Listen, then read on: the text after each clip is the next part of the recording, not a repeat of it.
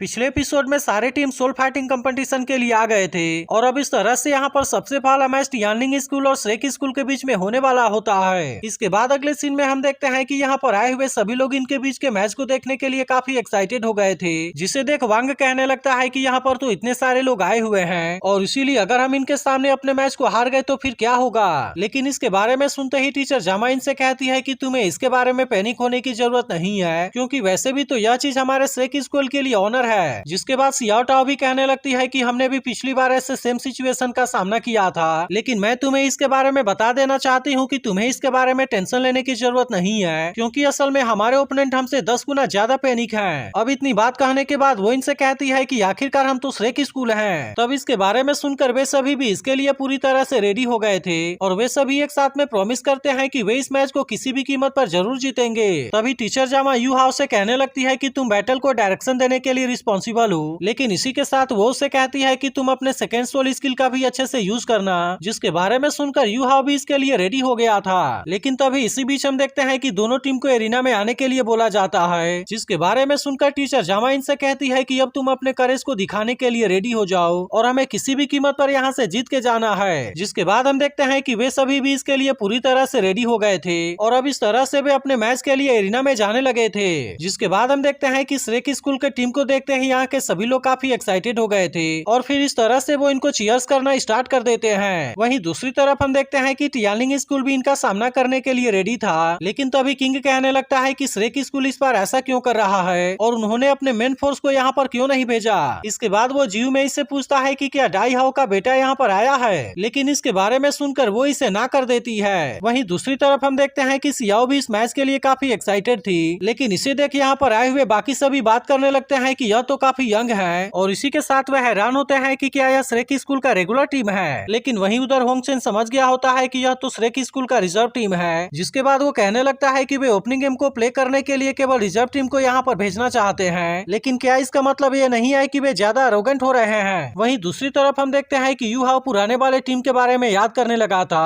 और फिर कहने लगता है कि यह तो टैंक सेक्टर का ग्लोरी है। तभी बेई कहने लगता है कि हमें केवल किसी तरह से इस मैच को नहीं जीतना है, बल्कि हमें तो इसे बहुत ही शानदार तरीके से जीतना होगा, ताकि इस तरह से हम अपने श्रेक स्कूल के लिए ग्लोरी को क्रिएट कर सकें। जिसके बाद हम देखते हैं कि यू हाउ भी इसके लिए पूरी तरह से रेडी हो गया था और वो सभी से कहता है कि तुम मेरे हिसाब से अपने पोजीशन को अरेंज कर लेना। तभी इसी बीच हम देखते हैं कि रेफरी इनके मैच को स्टार्ट करने के लिए अनाउंस कर देती है, जिसके बारे में सुनकर टियानलिंग स्कूल का टीम भी इसके लिए रेडी हो गया था और फिर वे तुरंत अपने क्लासिक 3-2-1-1 फॉर्मेशन को क्रिएट कर लेते हैं। तब इसे देखते ही किंग कहने लगता है कि टियानलिंग स्कूल भी इसके लिए रेडी है, लेकिन तभी इसी बीच हम देखते हैं कि वो यू हाउ के फॉर्मेशन को देख पूरी तरह से हैरान हो गया था और फिर कहने लगता है कि आखिरकार यह किस तरह का फॉर्मेशन है। वहीं दूसरी तरफ हम देखते हैं कि यहाँ पर आए हुए सभी लोग इनके मैच को देखने के लिए एक्साइटेड थे। जिसके बाद टियानलिंग स्कूल की टीम भी इनका सामना करने के लिए रेडी हो जाती है और अब इस तरह से वे सभी अपने अपने मार्शल सोल को एक्टिवेट करने लगते हैं। लेकिन वहीं उधर यू हाउ अपने सेकेंड सोल स्किल का यूज करने के लिए रेडी हो गया था और फिर वो जैसे ही अपने सोल रिंग को एक्टिवेट करने लगता है, इसे देख यहाँ पर आए हुए सभी लोग पूरी तरह से हैरान हो जाते हैं। इसके बाद वे सभी कहने लगते हैं कि यह तो माइलेनियम ईयर सोल रिंग है, लेकिन अभी भी हम देखते हैं कि यू हाउ का सोल रिंग बड़ा होता जा रहा था, जिसे देख किंग कहने लगता है कि यह तो 2 माइलेनियम ईयर सोल रिंग है। लेकिन अभी भी हम देखते हैं कि वे सभी इस बात से हैरान होते जा रहे थे और कहने लगते हैं कि यह तो अब 3 माइलेनियम ईयर सोल रिंग हो गया।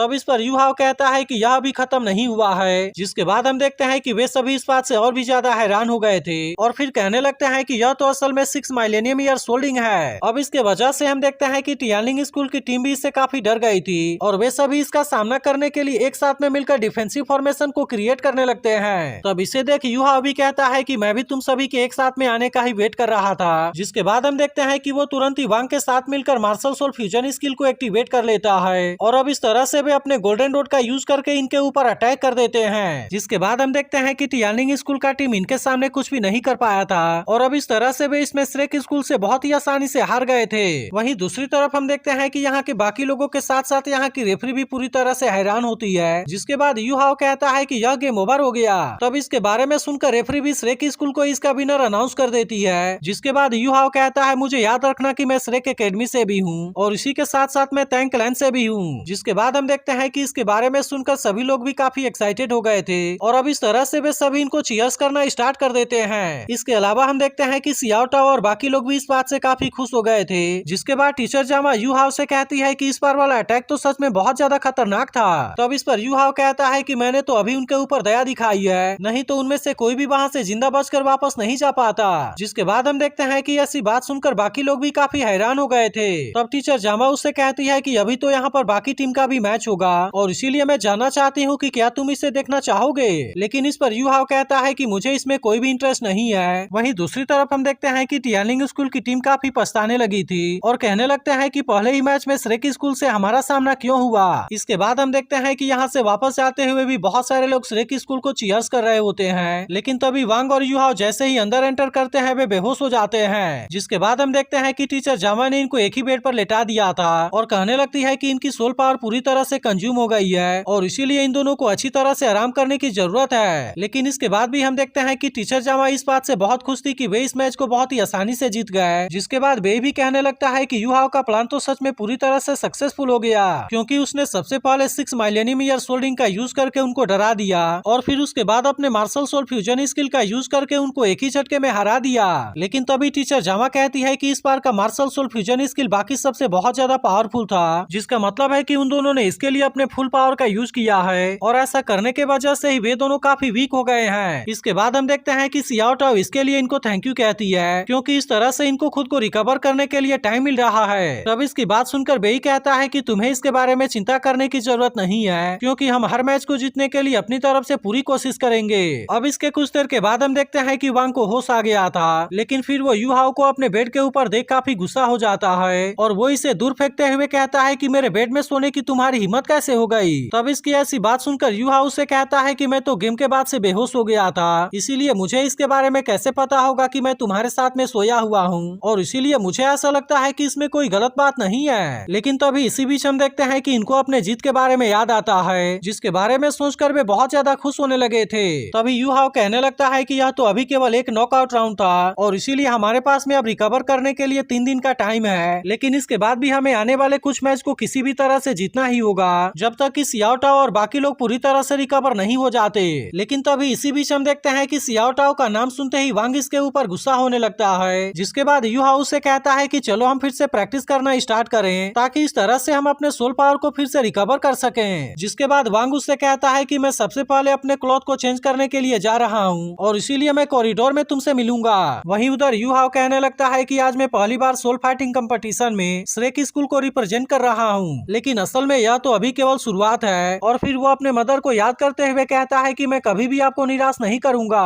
इसके बाद अगले सीन में हम श्रेक स्कूल का सीन देखते हैं, जहाँ पर अनाउंस करके बाकी लोगों को भी ओपनिंग मैच के विनिंग के बारे में बता दिया जाता है, जिसके बारे में सुनकर वे भी इस बात से काफी खुश हो गए थे। तभी इसी बीच हम देखते हैं कि एक बर्ड एक लेटर आकर तेंगिया के पास आती है, जिसे कि खुद बेई ने इसके पास में भेजा था। जिसके बाद तेंगिया कहने लगती है कि बेई, यू हाउ और वांग ने न केवल श्रेक सुपरवाइजरी टीम को ज्वाइन किया, बल्कि वह तो Continental Advance Soul Master Academy soul fighting competition के लिए भी चले गए हैं, जिसके वजह से ऐसा लगता है कि तैंग लेना फिर से रिवाइव होने वाला है। लेकिन इसी के साथ हम देखते हैं कि इसके वजह से वह थोड़ी सी परेशान भी होने लगी थी, क्योंकि अब इस तरह से उनके और इसके बीच की दूरियां बढ़ती ही जा रही हैं। वहीं दूसरी तरफ हम देखते हैं कि वे सभी जिंगलो सिटी से फ्रूट को लेकर आ रहे होते हैं और सियाओ कहने लगती है कि यहाँ के फ्रूट तो सच में काफी डिलीशियस हैं। तभी टीचर जामा इनसे कहने लगती है कि गेम को स्टार्ट हुए 3 दिन हो गया है और मैंने इतने दिनों से बाकी सभी कॉलेज के कंपटीशन को देखा है। इसके बाद वो इनसे कहती है कि पहले नॉकआउट राउंड में तो हम बहुत ही आसानी से पास हो गए, लेकिन असल में बाकी का मैच बाकी टीम के लिए इतना आसान नहीं था और यहाँ तक कि Sun Moon Royal Soul Engineer Academy को भी बहुत सारी दिक्कतों का सामना करना पड़ा।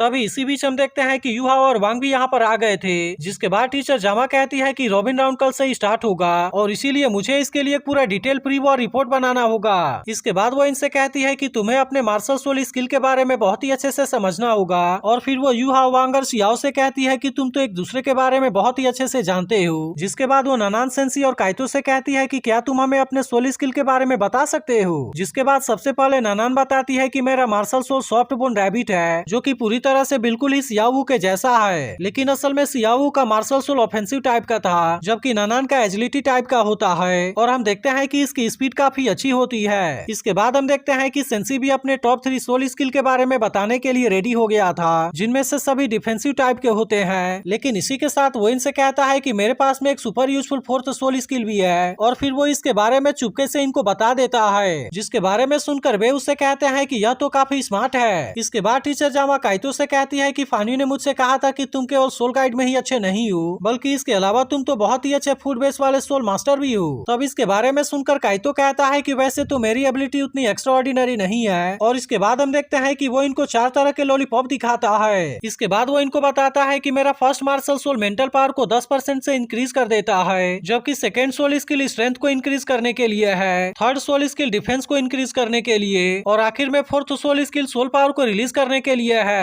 तब इसके बारे में जानकर टीचर जामा कहती है कि यह तो मेंटल पावर को 10% तक बढ़ा देगा। जिसके बाद सियाओ भी कहने लगती है कि यह तो सच में कमाल का है, क्योंकि इसे लेने से मुझे ऐसा लग रहा है कि मेरी मेंटल एनर्जी पहले से काफी बढ़ गई है। तब इसके बारे में जानकर याओ हेंग कहता है ऐसा लगता है कि मार्शल आर्ट सिस्टम ने एक टैलेंटेड फूड सिस्टम वाले सोल मास्टर को मिस कर दिया। जिसके बाद टीचर जामा भी कहती है कि तुम तो सच में मॉन्स्टर के ग्रुप हो। लेकिन तभी काइतो कहता है कि मैंने किबाओ एम्बर सेक्ट के एक स्टूडेंट के बारे में सुना था जिसके इंक्रीज करने वाले स्किल को फेंगुआ के नाम से जाना जाता है। लेकिन इस पर टीचर जामा कहती है कि किबाओ एम्बर पकौड़ा उसके जैसे सेम नहीं है, क्योंकि उसका इंक्रीज भले ही काफी स्ट्रॉन्ग है, लेकिन फिर भी उसका रियल टाइम उतना अच्छा नहीं है। इसके बाद वो उससे कहती है कि तुम्हारा लॉलीपॉप केवल इसे बनाने के समय अपने सोल पावर को कंज्यूम करेगा, और फिर ऐसा हो जाने के बाद वो इसे कंज्यूम नहीं करेगा। इसीलिए मुझे ऐसा लगता है कि तुम्हारी टैलेंट सोल फाइटिंग कंपटीशन में नहीं है, जबकि यह चीज हजारों की आर्मी वाले बैटलफील्ड में बहुत ही अच्छे से काम करेगा, और इसीलिए तुम अपने एबिलिटी को वहाँ पर बहुत ही अच्छे से दिखा पाओगे। इसके बाद हम देखते हैं कि वो यहाँ से वापस आने के बाद काइतो के सोल स्किल को ट्राई करने का डिसाइड करती है, लेकिन अभी इस समय इनको रॉबिन राउंड के लिए प्लान को रेडी करना होगा। इसके बाद वो इनको बताने लगती है कि रॉबिन राउंड में 67 टीम एंटर करेंगे, जिसमें से केवल 8 टीम इनके ग्रुप में होंगे, और इसीलिए वहाँ पर केवल 7 राउंड होगा। इसके बाद वो इनसे कहती है कि लुओ चेन राउंड 4 में आएगी, जबकि सियाओ टाओ और याओ हेंग राउंड 6 में आएंगे। इसी के साथ वो इनसे कहती है कि रॉबिन राउंड में बैटल के 3 मोड्स हैं, लेकिन इस बात से कोई भी फर्क नहीं पड़ता कि तुम ड्रॉ करते समय किस चीज में जाओगे, क्योंकि मुझे ऐसा लगता है कि सबसे पहले वे यूहा और वांग को एक्शन लेने से रोकेंगे, क्योंकि जब तक वे कोई भी एक्शन नहीं लेंगे तब तक किसी को भी पता नहीं चलेगा कि 6 मिलेनियम ईयर सोल्डिंग फेक है। इसके बाद अगले सीन में हम देखते हैं कि वे सभी यहाँ से जाने लगे थे, लेकिन तभी इसी वक्त हम देखते हैं कि होंगचेन भी यहीं पर था, और फिर वो यूहाओ से अपना नाम बताते हुए कहता है कि तुम इसके बारे में याद रखना। तब इसके बारे में सुनते ही वांग इसके ऊपर अटैक करने के लिए जाने लगता है, लेकिन तभी हम देखते हैं कि यूहाओ ने उसे ऐसा करने से रोक दिया था, और फिर वो होंगचेन से कहता है कि फाइनल में तो इसके बारे में पता ही चल जाएगा। अब इतनी बात कहने के बाद वे सभी यहाँ से जाने लगते हैं, और वांग यूहाओ से पूछता है कि तुमने मुझे क्यों रोका। तब इस पर यूहाओ कहता है कि तुम उसका सामना नहीं कर पाओगे, क्योंकि मैंने अपने मेंटल डिटेक्शन से उसके बारे में पता लगा लिया, और वो असल में 5th रिंग वाला सोल किंग है। तब इसके बारे में सुनकर वांग हैरान होते हुए कहता है कि उसकी एज भी तो हमारे जैसी है, और ऐसा लगता है कि वो Sun Moon Royal Tutor Academy के रिजर्व टीम का मेंबर है। तब इस पर यूहाओ कहता है कि वे हमारे सोच से भी बहुत ज्यादा पावरफुल हैं, इसीलिए 5 साल बाद जब हम कंपटीशन में रेगुलर मेंबर के रूप में पार्टिसिपेट करेंगे तब इस तरह से हमारे और उसके बीच में असली फाइट होगा। लेकिन इसके बारे में सुनकर वांग कहता है कि हमें किसी भी तरह से जीतना होगा, चाहे वो 5 साल बाद की बात हो या अभी की। वहीं उधर होंगचेन भी कहता है कि यूहाओ इतना सिंपल नहीं है। तो अगर एक्सप्लेनेशन अच्छी लगी हो तो वीडियो को लाइक और इस पर एक कमेंट करके जरूर बता देना, और अगर आपने इसके पिछले एपिसोड को मिस कर दिया हो तो लेफ्ट वाली वीडियो जरूर देख लेना।